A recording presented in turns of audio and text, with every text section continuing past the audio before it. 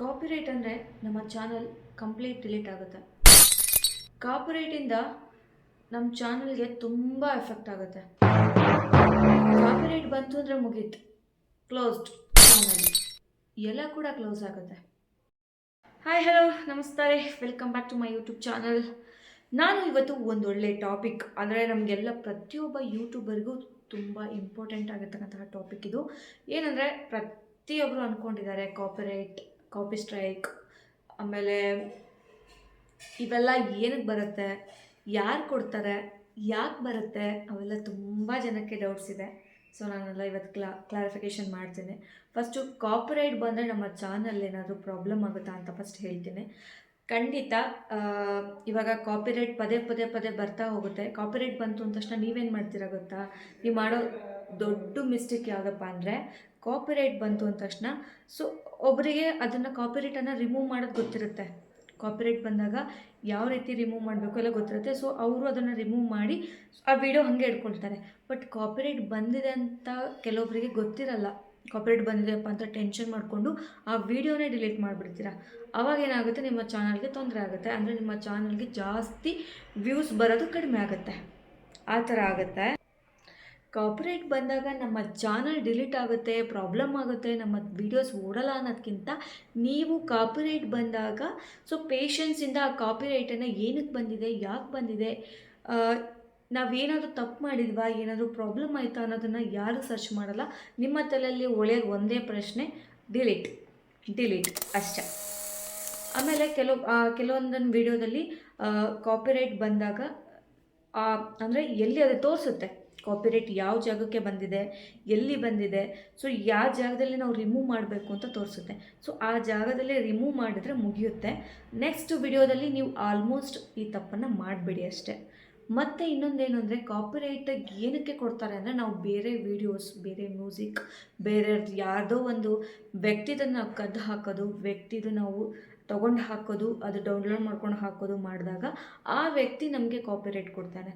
ಆ ವ್ಯಕ್ತಿ ನಮಗೆ ನಮ್ಮ ಚಾನಲ್ನ ಕದ್ದು ಹಾಕಿದ್ದೀರಾ ಅಂತ ಹೇಳಿಬಿಟ್ಟು ಆ ವ್ಯಕ್ತಿ ನಮಗೆ ಕಾಪಿರೈಟ್ ಕೊಡೋ ರೈಟ್ಸ್ ಅವ್ರಿಗಿರುತ್ತೆ. ಸೊ ಕಾಪಿರೈಟನ್ನು ನೀವು ತೊಗೊಳಕ್ಕೆ ಹೋಗಬೇಡಿ. ಏನಕ್ಕೆ ಅಂದರೆ, ಇವಾಗ ಎಷ್ಟೊಂದು ಸಲ ಕಾಪಿರೈಟಿಂದ ನಿಮ್ಮ ಚಾನಲ್ ವ್ಯೂಸು ಕೂಡ ಡಿಕ್ರೀಸ್ ಆಗ್ತಾ ಹೋಗುತ್ತೆ, ಇನ್ಕ್ರೀಸ್ ಆಗಲ್ಲ, ಡಿಕ್ರೀಸ್ ಆಗುತ್ತೆ. ಏನಕ್ಕೆ ಅಂದರೆ, ಕಾಪಿರೈಟ್ ಜಾಸ್ತಿ ಬರ್ತಾ ಹೋದಂಗೆ ನಮ್ಮ ಚಾನಲ್ಗೆ ಇಂಪ್ರೆಷನ್ ಕಡಿಮೆ ಆಗುತ್ತೆ. ಯೂಟ್ಯೂಬು ಕೂಡ ನಮಗೆ ಇಂಪ್ರೆಷನ್ ಕೊಡ್ತಾ ಹೋಗಲ್ಲ. ಆ ಥರ ಪ್ರಾಬ್ಲಮ್ ಆಗುತ್ತೆ. ಜಾಸ್ತಿ ನಾವು ಕಾಪಿರೈಟು, ಕಾಪಿ ಸ್ಟ್ರೈಕು, ಕಾಪಿ ಆ ಥರ ಎಲ್ಲ ತೊಗೊಳೋದು ಬೇಡ. ಆದಷ್ಟು ನಮ್ಮ ಕಂಟೆಂಟ್ ಇರೋ ವಿಡಿಯೋನೇ ಹಾಕೋಣ. ಒಂದು 5 ದಿನಕ್ಕೊಮ್ಮೆ ಹಾಕ್ತಿರೋ, ವಾರಕ್ಕೆ ಹಾಕ್ತಿರೋ, 2 ಡೇಸ್ ಹಾಕ್ತಿರೋ, ದಿನ ಹಾಕ್ತಿರೋ, ಅದು ನಿಮಗೆ ಬಿಟ್ಟಿದ್ದು. ಬಟ್ ಆಲ್ಮೋಸ್ಟ್ ನಮ್ಮ ಕಂಟೆಂಟನ್ನೇ ಯೂಸ್ ಮಾಡಿ ಹಾಕೋಣ. ಯಾವತ್ತೂ ಬೇರೆಯವ್ರು ತೊಗೊಂಬಂದು ಹಾಕಿರೋದು ಭಾಳ ದಿನ ಉಳಿಯಲ್ಲ, ಭಾಳ ದಿನ ಬರಲ್ಲ. ಅದು ನನ್ನ ಅನಿಸಿಕೆ. ಯಾವತ್ತೂ ನಮ್ಮದೇ ಸ್ವಂತ ಕಂಟೆಂಟ್ ಇದ್ದರೆ ಜನ ಒಂದು 10 ವರ್ಷ ಬಿಟ್ಟು ನಮ್ಮನ್ನು ಇಷ್ಟಪಡಲಿ, ಒಂದು 10 ವರ್ಷ ಬಿಟ್ಟು ಜನ ನಮ್ಮನ್ನು ಅಕ್ಸೆಪ್ಟ್ ಮಾಡ್ಕೊಳ್ಳಿ, ನೋ ಪ್ರಾಬ್ಲಮ್. ಬಟ್ ನಮ್ಮ ಕಂಟೆಂಟ್ ಇದ್ರೇ ಚೆನ್ನಾಗಿ ಅಂತ ಹೇಳ್ತೀನಿ. ಆಮೇಲೆ ವಿಡಿಯೋಸ್ ತುಂಬ ಜನಕ್ಕೆ ಬರ್ತಾ ಇಲ್ಲ, ವಿಡಿಯೋಸ್ ಕಾಪಿರೈಟಿಂದನೇ ಆಗ್ತಾ ಇರೋದು ಅಂತ ಹೇಳ್ತಾ ಇದ್ದಾರೆ. ಖಂಡಿತ ಹೌದು. ಯಾಕೆಂದರೆ ನಾವು ಹಾಕೋ ಅಂದರೆ ನಾವು ಮೇಯ್ನಾಗಿ ಕಾಪಿರೈಟ್ ಬಂದ ತಕ್ಷಣ ಡಿಲೀಟ್ ಮಾಡ್ತೇವೆ. ಡಿಲೀಟ್ ಮಾಡಿದ ತಕ್ಷಣ ಡಿಲೀಟ್ ಮಾಡ್ತಾ ಮಾಡ್ತಾ ಹೋದಂಗೆ ನಮ್ಮ ಚಾನಲಲ್ಲಿ ಇನ್ಕ್ರೀಸ್ ಅಂದರೆ ಏನಿರುತ್ತೆ, ಇಂಪ್ರೆಷನ್ ಕೊಡುತ್ತಲ್ವ ನಮ್ಮ ವೈಟಿ. ಸೊ ಅದು ಜನಕ್ಕೆ ರೀಚ್ ಮಾಡೋದೆಲ್ಲ ಕಡಿಮೆ ಆಗ್ತಾ ಹೋಗುತ್ತೆ. ಆಮೇಲೆ ಯೂಟ್ಯೂಬ್ಗೆ ನಮ್ಮ ಮೇಲಿರೋ ನಂಬಿಕೆನೂ ಕಡಿಮೆ ಆಗ್ತಾ ಹೋಗುತ್ತೆ. ಆ ಥರ ಆಗುತ್ತೆ. ಅದಕ್ಕೆ ಆಲ್ಮೋಸ್ಟ್ ನೀವು ಕಾಪಿರೈಟನ್ನು ತೊಗೊಳಕ್ಕೆ ಹೋಗಬೇಡಿ. ಬಂತು ಅಂದರೆ ಅದು ಏನಕ್ಕೆ, ಹೇಗೆ, ಯಾಕೆ ಅಂತ ಎಲ್ಲನೂ ಕೂಡ ತಿಳ್ಕೊಂಡು ಅಲ್ಲಿ ಕೊಟ್ಟಿರ್ತಾರೆ. ಸೊ ನಾನು ಹೇಳಿದ್ನಲ್ವಾ, ಸೊ ಕಾಪಿರೈಟ್ ಏನಕ್ಕೆ ಬಂದಿದೆ, ಆಮೇಲೆ ಯಾವ ಜಾಗಕ್ಕೆ ಕಾಪಿರೈಟ್ ಬಂದಿದೆ ಎಲ್ಲನೂ ಕೂಡ ಕೊಟ್ಟಿರ್ತಾರೆ. ನೀವು ಬೇರೆದು ಯಾವುದೋ ಕದ್ದು ಸಾಂಗನ್ನು ಹಾಕಿರ್ತೀರ, ಅಲ್ಲಿ ಹೇಳಿರ್ತಾರೆ ಇದು ಕಾಪಿರೈಟ್ಸ್, ನೀವು ಹಾಕ್ಕೊಂಡ್ರೆ ಕಾಪಿರೈಟ್ ಬರುತ್ತೆ ಅಂತಲೂ ಕೂಡ ಮೆನ್ಷನ್ ಮಾಡಿರ್ತಾರೆ. ಆದರೂ ಕೂಡ ನಾವು ತೊಗೊಂಡು ಹಾಕ್ಕೊಂಡಿರ್ತೇವೆ. ಆವಾಗ ಅಷ್ಟೇ ಜಾಗಕ್ಕೆ ಕಾಪಿರೈಟ್ ಬರುತ್ತೆ, ಅಷ್ಟೇ ಜಾಗಕ್ಕೆ ಅಲ್ಲಿ ಕಾಪಿರೈಟ್ ಬರುತ್ತೆ. ಆ ಟೈಮಲ್ಲಿ ನಾವು ಆ ಕಾಪಿರೈಟನ್ನು ಆ ವಿಡಿಯೋನ ಕಟ್ ಮಾಡ್ಕೋಬೇಕು. ಆಮೇಲೆ ಆ ವಿಡಿಯೋಗೆ ವಾಯ್ಸನ್ನು ಮ್ಯೂಟ್ ಮಾಡಬೇಕು. ಅಲ್ಲಿ ಕೊಟ್ಟಿರ್ತಾರೆ ಯೂಟ್ಯೂಬಲ್ಲೇ, ವೈಟಿ ಸ್ಟುಡಿಯೋದಲ್ಲಿ ಬೇಕಿದ್ರೆ ನೀವು ಮಾಡ್ಕೋಬೋದು. ಅಲ್ಲಿ ಎಲ್ಲಿಗೆ ಬಂದಿದೆ ಅಂತ ಅದು ಕ್ಲಿಕ್ ಮಾಡಬೇಕು. ಅದು ನೆಕ್ಸ್ಟು ಯಾವ ಥರ ನಾವು ರಿಮೂವ್ ಮಾಡ್ಕೊಳೋದು ಅಂತ ಕೂಡ ನಾನು ವಿಡಿಯೋ ಮಾಡಿ ಹಾಕ್ತೇನೆ. ಕಾಪಿರೈಟಿಂದು ರಿಮೂವ್ ಮಾಡೋದು ಯಾವ ರೀತಿ ಅಂತಲೂ ಕೂಡ ಹೇಳ್ಕೊಡ್ತೀನಿ. ಸೊ ಅದೇ ರೀತಿ ನೀವು ಫಾಲೋ ಮಾಡ್ಬೋದು. ಆಲ್ಮೋಸ್ಟ್ ನೀವು ಡಿಲೀಟ್ ಮಾಡ್ತಾ ಹೋದಷ್ಟು ನಿಮ್ಮ ಚಾನಲ್ಗೆ ಪ್ರಾಬ್ಲಮ್ ಆಗುತ್ತೆ. ನಿಮ್ಗೆ ಇಷ್ಟ ಇಲ್ಲ ವೀಡಿಯೋಸು ನಾನು ತೆಗಿತೀನಿ ಅಂತ ಅಂದರೆ ಅಟ್ಲೀಸ್ಟ್ ಪ್ರೈವೇಟಿಗಾರ ಹಾಕಿ, ಪಬ್ಲಿಕ್ಕಿಗೆ ಹಾಕಬೇಡಿ. ಆಮೇಲೆ ವಿಡಿಯೋ ಅಪ್ಲೋಡ್ ಮಾಡಬೇಕಾದ್ರೂ ಒಂದು ಮೆಥಡ್ ಇರುತ್ತೆ, ಆ ಥರನೇ ಅಪ್ಲೋಡ್ ಮಾಡಬೇಕು. ಅದು ಯಾವ ಥರ ಏನು ಅಂತ ಹೇಳ್ತೇನೆ.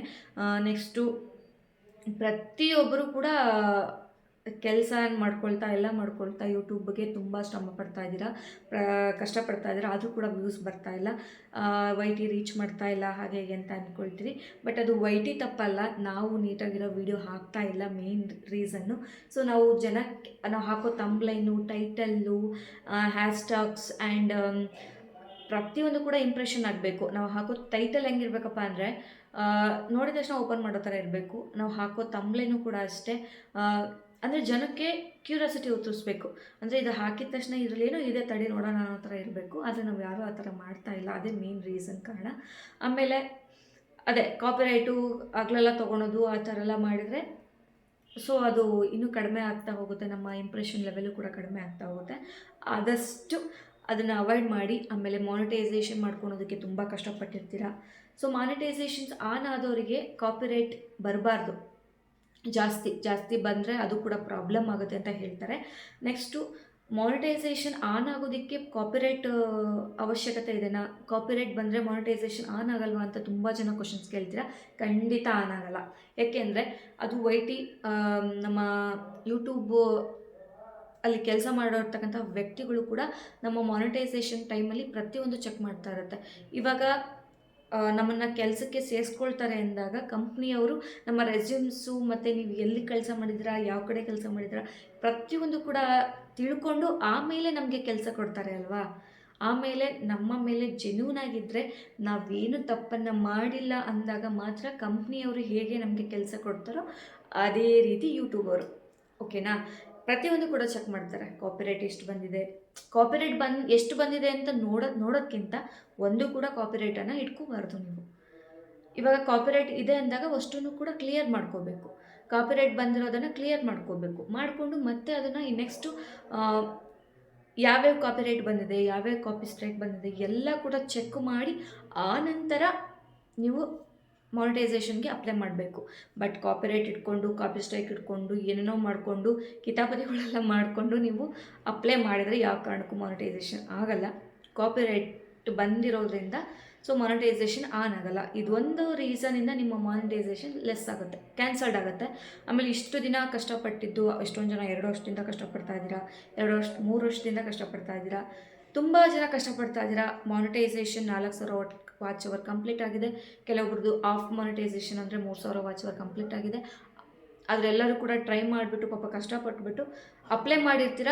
ಆಮೇಲೆ ನಿಮಗೆ ಗೊತ್ತಾಗುತ್ತೆ ಏನಕ್ಕೆ ರಿಜೆಕ್ಟ್ ಆಯಿತು ಅಂತ.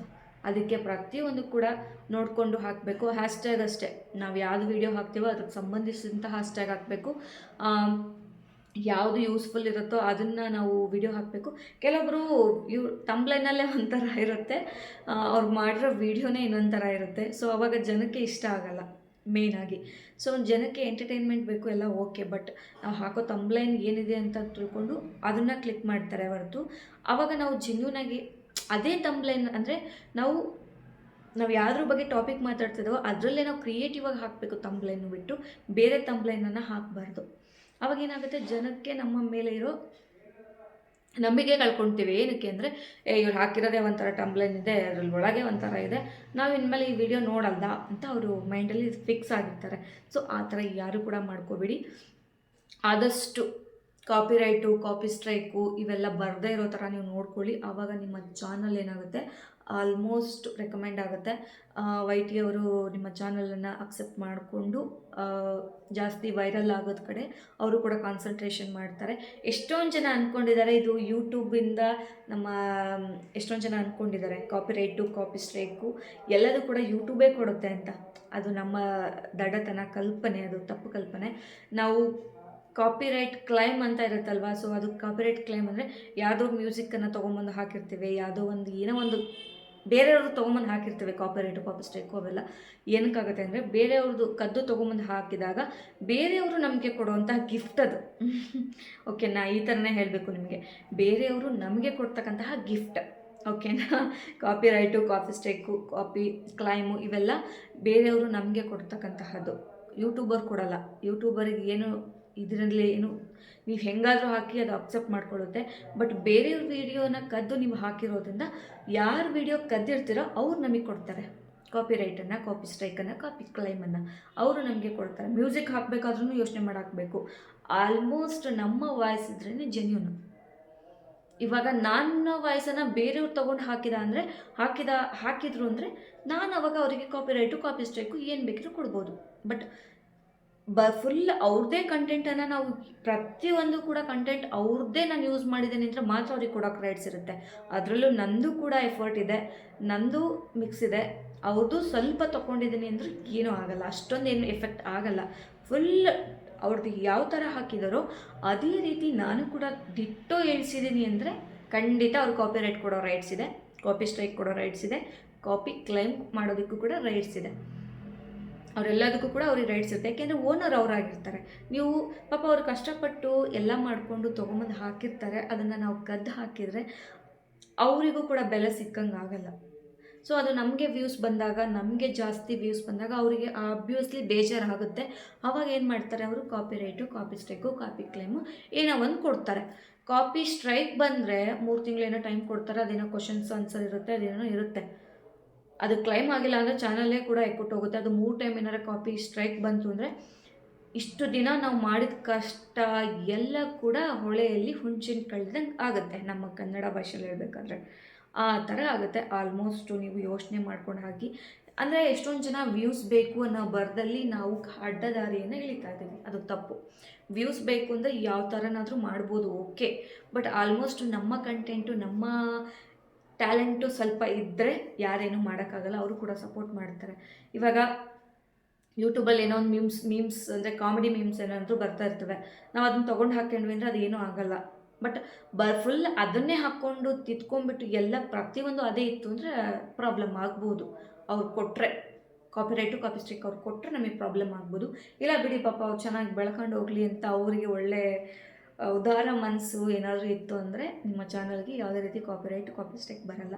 ಎಷ್ಟೊಂದು ಜನ ಹೇಳ್ತೀರಾ, ನಾನು ಬೇರೆಯವ್ರದ್ದು ಕದ್ದು ಹಾಕ್ತೇನೆ ಆದರೂ ಕೂಡ ನನಗೆ ಕಾಪಿ ರೈಟ್, ಕಾಪಿ ಸ್ಟ್ರೈಕ್ ಬಂದಿಲ್ಲ ಅಂತ. ಬಟ್ ಅವರು ನಿಮ್ಮನ್ನು ನೋಟಿಸ್ ಮಾಡದೇ ಇರ್ಬೋದು, ಅಥವಾ ಹೋಗಲಿ ಬಿಡಿ ಅವರು ಬೆಳೀಲಿ ಅಂತ ಯಾವುದೋ ಒಂದು ರೀತಿ ಉದಾರ ಮನಸ್ಸಿರ್ಬೋದು, ಅದು ಅವರಿಗೆ ಬಿಟ್ಟಿದ್ದು. ಬಟ್ ಬೇರೆಯವ್ರದ್ದು ವಿಚಾರಣೆ ಆಗಲಿ, ಬೇರೆಯವ್ರದ್ದು ವಿಡಿಯೋ, ಬೇರೆಯವ್ರದ್ದು ಏನೇ ಅದು ಕದ್ದು ಹಾಕಿದ್ದು ಭಾಳ ದಿನ ಉಳಿಯಲ್ಲ. ಮತ್ತು ಎಷ್ಟೊಂದು ಜನ ಕಾಪಿ ರೈಟನ್ನು ತುಂಬ ಹಗುರವಾಗಿ ತೊಗೋಬೇಡಿ. ಏನೋ ಒಂದು ಅದು ಕಾಪಿರೈಟ್ ಬಂದಿದೆ, ಸೊ ರಿಮೂವ್ ಮಾಡೋಣ, ಮತ್ತೆ ಹಾಕೋಣ, ಮತ್ತೆ ಇದು ಮಾಡೋಣ ಅಂತ. ಆಮೇಲೆ ಹಾಕೋಕ್ಕಿಂತ ಮುಂಚೆನೇ ವಿಡಿಯೋ ಅಪ್ಲೋಡ್ ಆದಮೇಲೆ ಕೆಲವೊಬ್ಬರು ಕಾಪಿರೈಟ್ ಬಂದಿದ್ದನ್ನೇ ಇಲ್ಲ ನೀವು ಚೆಕ್ ಮಾಡ್ತೀರಾ ಈ ವಿಡಿಯೋ ಹಾಕಿದ ಮೇಲೆ. ಹಂಗೆ ಮಾಡಿಬಿಡಿ. ಕ್ರೋಮಲ್ಲಿ ಹೋಗ್ತಿರಲ್ವಾ, ಸೊ ನೀವು ಅಪ್ಲೋಡ್ ಮಾಡ್ತಿರಲ್ಲ, ಅಪ್ಲೋಡ್ ಮಾಡೋಕ್ಕಿಂತ ಮುಂಚೆನೇ ಅಲ್ಲಿ ತೋರಿಸುತ್ತೆ ರಿಸಲ್ಟನ್ನು, copyright, this content is copyright ಅಂತ ತೋರಿಸುತ್ತೆ. ಆವಾಗ ಏನು ಮಾಡ್ತೀರಾ, ನೀವು ಆ ವಿಡಿಯೋನ ಹಾಕೋಕ್ಕೆ ಹೋಗಬೇಡಿ, ಸ್ಟಾರ್ಟಿಂಗಲ್ಲೇ ತೋರಿಸ್ಬಿಡುತ್ತೆ ಅದು. ಇವಾಗ ವಿಡಿಯೋ ಹಾಕೋ ತನಕ ಅದು ಏನು ಕಾಯಲ್ಲ, ವಿಡಿಯೋ ಹಾಕಿದ ಮೇಲೆ ಏನು ಬರಲ್ಲ, ಅದು ಮುಂಚೆನೇ ನಮಗೆ ತೋರಿಸ್ಬಿಡುತ್ತೆ. ವಿಡಿಯೋ ಹಾಕ್ಬೇಕಾದ್ರೆ ಅಲ್ಲಿ ರಿಸಲ್ಟ್ ತೋರಿಸುತ್ತೆ. ಆವಾಗ ನೀವು ಏನು ಮಾಡಿ, ಚೇಂಜ್ ಮಾಡಿ, ಯಾವುದು ಕಾಪಿರೈಟ್ ಬಂದಿದೆ, ಏನು ಮಿಸ್ಟೇಕ್ ಮಾಡಿದ್ದೀವಿ, ನೆಕ್ಸ್ಟ್ ಸಲ ನಾವು ಆ ಮಿಸ್ಟೇಕನ್ನು ಮಾಡಬಾರ್ದು, ನೆಕ್ಸ್ಟ್ ಸಲ ಆ ತಪ್ಪನ್ನು ನಾವು ಮಾಡಬಾರ್ದು ಅಂತ ಮತ್ತೆ ನೀವು ತಿದ್ಕೊಳೋದಕ್ಕೆ ಅವಕಾಶ. ಅದೇ ರೀತಿ ಇನ್ಮೇಲೆ ಏನು ಪ್ರಾಬ್ಲಮ್ ಆಗಲ್ಲ ಹಿಂಗೆ ಬಂದು ನಡೆಯುತ್ತೆ, ನಾವು ಮತ್ತೆ ಹಾಕ್ಕೊಳ್ತಾ ಹೋಗೋಣ ಅಂತಂದರೆ ಇವತ್ತು ಒಂದಿನ ನಿಮಗೆ ರಿಟರ್ನ್ ಬರುತ್ತೆ. ಅದು ಗಿಫ್ಟ್, ಗಾಡ್ ಗಿಫ್ಟ್ ಅನ್ನಂಗೆ, ಯೂಟ್ಯೂಬ್ ಗಿಫ್ಟು, ಬೇರೆಯವ್ರು ಕೊಡೋ ಗಿಫ್ಟ್ ನಮಗೆ ಮತ್ತೆ ರಿಟರ್ನ್ ಬರ್ತಾನೆ ಹೋಗುತ್ತೆ. ಆದಷ್ಟು ಯೋಚನೆ ಮಾಡಿ ನಿಮ್ಮ ಕಂಟೆಂಟನ್ನೇ ಹಾಕಿ, ಕಾಪಿರೈಟ್ ಬರೋ ಥರ ನೀವು ಮಾಡ್ಕೋಬೇಡಿ. ಬಂದರೂ ಕೂಡ ತಲೆ ಕೆಡಿಸ್ಕೊಳ್ದೆ ಸ್ವಲ್ಪ ನೆಕ್ಸ್ಟ್ ಟೈಮ್ ಬರದೇ ಇರೋ ಥರ ನೋಡ್ಕೊಳ್ಳಿ. ಆಮೇಲೆ ವಿಡಿಯೋನ ಡಿಲೀಟ್ ಮಾಡಿ ಅರ್ಧ ಅದರಲ್ಲಿ ಇರ್ತಕ್ಕಂತಹ ಎನರ್ಜಿನ ಕಳಿಬೇಡಿ. ಇಷ್ಟನ್ನೇ ಹೇಳಬಲ್ಲೆ. ಮತ್ತು ನಿಮಗೆ ಏನಾದರೂ ಡೌಟ್ಸ್ ಇದ್ದರೆ ನನ್ನ ಚಾನಲ್ ಬಗ್ಗೆ, ಆಮೇಲೆ ಚಾನಲ್ ಬಗ್ಗೆ, ವಿಡಿಯೋ ಬಗ್ಗೆ, ಯಾವುದ್ರ ಬಗ್ಗೆ ಡೌಟ್ಸ್ ಇದ್ದರೂ ಕಮೆಂಟ್ ಮಾಡಿ. ಯಾಕೆಂದರೆ ನಾನೇನು ಪರಿಪೂರ್ಣವಾಗಿ ತಿಳ್ಕೊಂಡಿಲ್ಲ ಯೂಟ್ಯೂಬ್ ಬಗ್ಗೆ, ನನಗೂ ಸ್ವಲ್ಪ ಮಾಹಿತಿ ಕಡಿಮೆ ಇದೆ. ನನಗೂ ಕೂಡ ಯೂಟ್ಯೂಬಲ್ಲಿ ತುಂಬ ಚಿಕ್ಕವಳು, ನನ್ನ ವೀಡಿಯೋಸ್ ಏನು ಜಾಸ್ತಿ ನೋಡ್ತಾ ಇಲ್ಲ, ನನಗೂ ಸ್ವಲ್ಪ ಇವಾಗಿನ್ನೂ ಬೆಳೀತಾ ಇದೆ. ಸೊ ಅಷ್ಟು ಏನು ತುಂಬ ಚೆಂದ ಓಡ್ತಾ ಇದೆ ನನ್ನ ವೀಡಿಯೋ ಅಂತ ನಾನು ಹೇಳೋಕ್ಕಾಗಲ್ಲ. ಅಷ್ಟು ಚೆನ್ನಾಗಿ ನಂದು ಅಂತ ಎಲ್ಲ ಚೆನ್ನಾಗಿ ಆಗ್ತಾಯಿದೆ ಅಂತ ಹೇಳೋಕ್ಕಾಗ್ತಿಲ್ಲ. ಬಟ್ ನನಗೆ ಗೊತ್ತಿರೋದನ್ನು ನಿಮ್ಮೊಟ್ಟಿಗೆ ನಾನು ಶೇರ್ ಮಾಡ್ಕೊಳ್ತಾ ಇದ್ದೀನಿ. ಶೇರ್ ಮಾಡ್ಕೊಳೋದ್ರಿಂದ ನಿಮಗೆ ತಲುಪುತ್ತೆ. ನಿಮಗೇನು ಗೊತ್ತಿದೆಯೋ ನಮಗೆ ವಿಡಿಯೋ ಮೂಲಕ ನೀವು ತಿಳಿಸ್ಕೊಡಿ. ಖಂಡಿತ ನಾವು ಕೂಡ ನೋಡುವ. ಆದಷ್ಟು ಸಪೋರ್ಟ್ ಮಾಡಿ ಅಂತ ಹೇಳ್ಕೊಳ್ತೀನಿ. ಏನಾದರೂ ನನ್ನ ವಿಡಿಯೋದಲ್ಲಿ ತಪ್ಪು ಕಾಣಿಸಿದರೆ ಕಮೆಂಟ್ ಮಾಡಿ.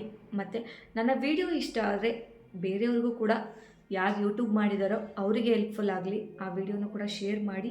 ಮತ್ತು ನನ್ನ ಚಾನಲನ್ನು ಯಾರು ಸಬ್ಸ್ಕ್ರೈಬ್ ಆಗಿಲ್ಲ ಸಬ್ಸ್ಕ್ರೈಬ್ ಆಗಿ. ಮತ್ತು ಪಕ್ಕದಲ್ಲಿ ಒಂದು ಬೆಲ್ ಬಟನ್ ಇದೆ, ಅದು ನೋಡಿಲ್ಲ ಅನಿಸುತ್ತೆ ನೀವು.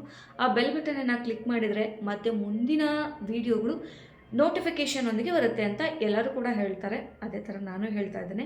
ನೋಟಿಫಿಕೇಷನ್ ಅದನ್ನು ಆನ್ ಮಾಡ್ಕೊಂಡ್ರಿ ಅಂದರೆ ನೆಕ್ಸ್ಟು ಏನಾಗುತ್ತೆ, ಯಾವ ವಿಡಿಯೋ ಹಾಕಿದ್ರು ನಿಮಗೆ ಬೇಗ ಬರುತ್ತೆ. ನಿಮಗೆ ಇಷ್ಟ ಇದ್ದರೆ ನೋಡ್ಬೋದು, ಇಷ್ಟ ಇಲ್ಲ ಅಂದರೆ ಸ್ಕಿಪ್ ಮಾಡ್ಬೋದು, ಅದು ನಿಮ್ಮ ವೈಯಕ್ತಿಕ. ಬಟ್ ಎಲ್ಲ ವಿಡಿಯೋನೂ ಯಾರು ವಿಡಿಯೋ ನೋಡ್ತಿರೋ ಅವ್ರು ಪೂರ್ತಿಯಾಗಿ ನೋಡಿ. ತುಂಬ ಜನ ಪೂರ್ತಿ ವಿಡಿಯೋ ನೋಡಲ್ಲ, ಅದೇ ಬೇಜಾರು. ಅದಕ್ಕೋಸ್ಕರ ನಾನು ವಿಡಿಯೋ ನೋಡೋದನ್ನೇ ಬಿಟ್ಬಿಟ್ಟಿದ್ದೀನಿ. ನೋಡ್ತೀರಾ, ಅರ್ಧಂಬರ್ಧ ನೋಡ್ತೀರಾ, ಅದಕ್ಕೋಸ್ಕರ ವಿಡಿಯೋ ಯಾಕೋ ಇಂಟ್ರೆಸ್ಟೇ ಬಿಟ್ಬಿಟ್ಟಿದೆ. ವಿಡಿಯೋ ನೋಡೋಕ್ಕೆ ಬೇಜಾರಾಗ್ಬಿಟ್ಟಿದೆ. ಅದಕ್ಕೋಸ್ಕರ ನೋಡಿದರೆ ಫುಲ್ ನೋಡಿ, ಇಲ್ಲಾಂದರೆ ನೋಡೋಕ್ಕೆ ಹೋಗಬೇಡಿ ಅಂತ ಹೇಳ್ತಾ ನನ್ನ ಈ ಮಾತನ್ನು ಮುಗಿಸ್ತಿದ್ದೀನಿ. Thank you all, love you, bye bye, take care.